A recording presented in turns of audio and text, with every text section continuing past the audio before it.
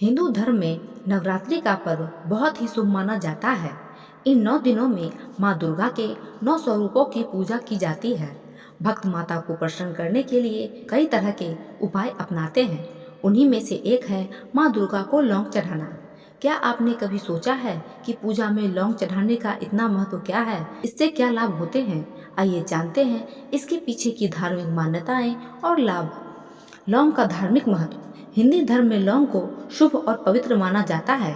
इसे पूजा पाठ और हवन में विशेष रूप से इस्तेमाल किया जाता है। इसकी तेज सुगंध से नकारात्मक ऊर्जा दूर होती है और सकारात्मक ऊर्जा बढ़ती है। मान्यता है कि माँ दुर्गा की कृपा पाने के लिए लौंग अर्पित करना बहुत लाभदायक होता है। लौंग चढ़ाने के लाभ। नंबर 1, नकारात्मक ऊर्जा का नाश। लौंग की तीखी खुशबू वातावरण को शुद्ध करती है और बुरी शक्तियों को दूर भगाती है।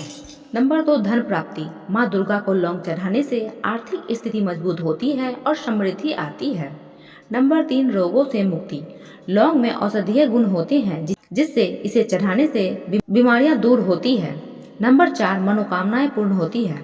माता रानी को लौंग अर्पित करने से इच्छाएं पूरी होती है और जीवन में सुख शांति आती है। नंबर 5, सुरक्षा। लौंग बुरी नज़र और नकारात्मक शक्तियों से बचाव करती है। लौंग चढ़ाने की विधि। एक लाल कपड़े में कुछ लौंग लपेट लें। इस लाल कपड़े को माता दुर्गा के चरणों में रखें। आप लौंग को घी में भून कर भी चढ़ा सकते हैं। लौंग चढ़ाते समय मन में माता दुर्गा का ध्यान करें। मनोकामनाओं की पूर्ति के लिए लौंग के उपाय।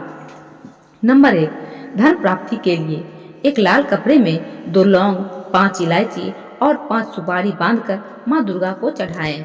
नंबर 2, नौकरी और प्रमोशन के लिए रोजाना लौंग का एक जोड़ा अपने सिर के ऊपर से 7 बार घुमाकर माँ दुर्गा के चरणों में अर्पित करें।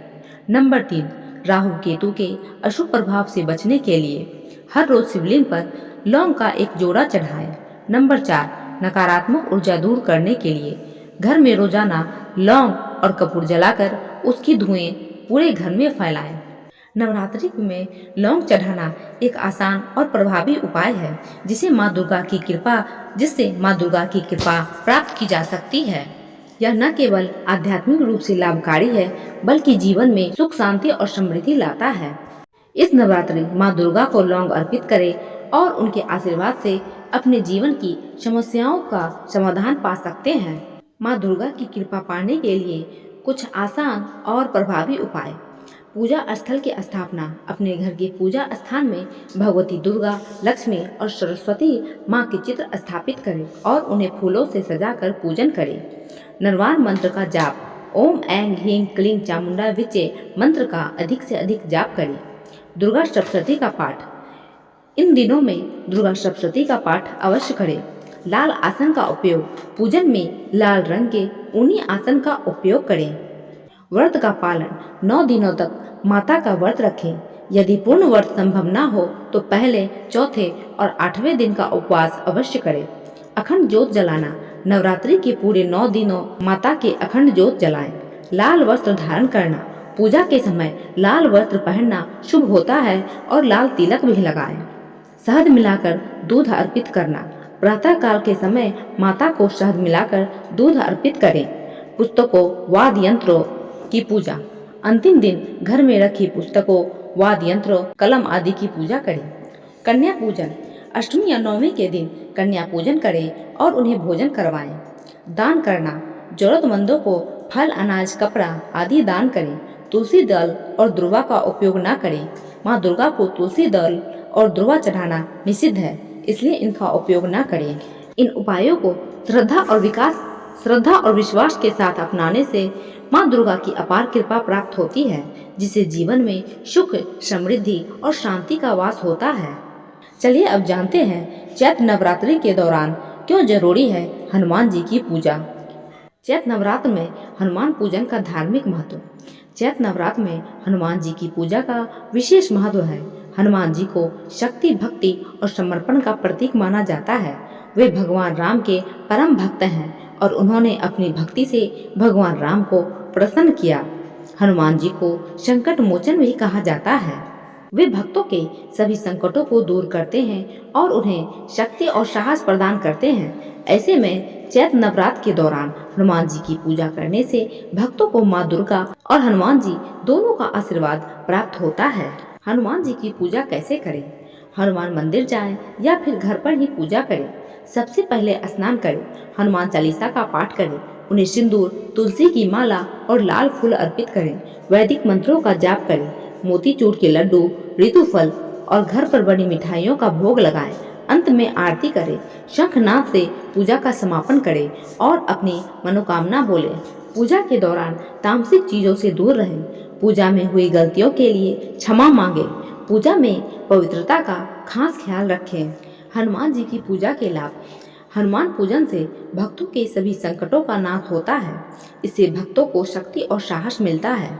इससे माँ दुर्गा के साथ हनुमान जी महाराज की कृपा सदैव के लिए प्राप्त होती है। साथ ही भक्तों को सफलता और समृद्धि की प्राप्ति होती है। नवरात्र में दान का विशेष महत्व है। दान करने से न केवल पुण्य प्राप्त होता है बल्कि माँ दुर्गा की कृपा भी मिलती है।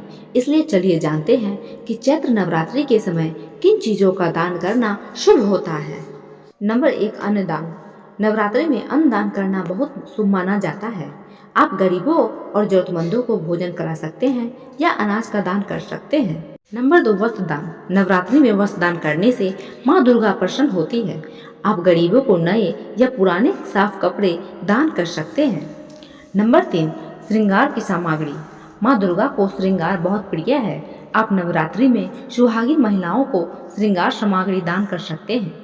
नंबर 4, फल और मिठाई। नवरात्रि में फल और मिठाई का दान करना भी शुभ माना जाता है। आप माँ दुर्गा को फल और मिठाई का भोग लगाकर उसे गरीबों में बांट सकते हैं। नंबर 5, कन्या पूजन। नवरात्रि में कन्या पूजन का विशेष महत्व है। कन्याओं को भोजन कराने के साथ साथ उन्हें उपहार और दक्षिणा भी दें।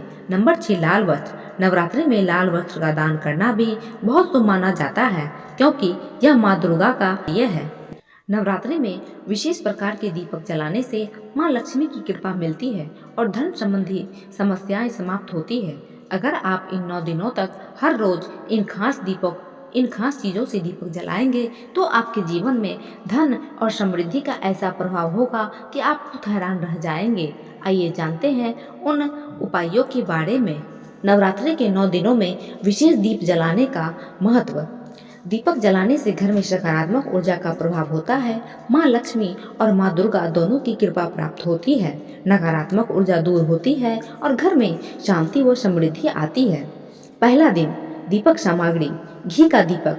फायदा, जीवन में सुख शांति आती है और माँ शैलपुत्री की कृपा प्राप्त होती है। स्थान, मंदिर या तुलसी के पास जलाएं। दूसरा दिन, दीपक सामग्री। सरसों के तेल का दीपक।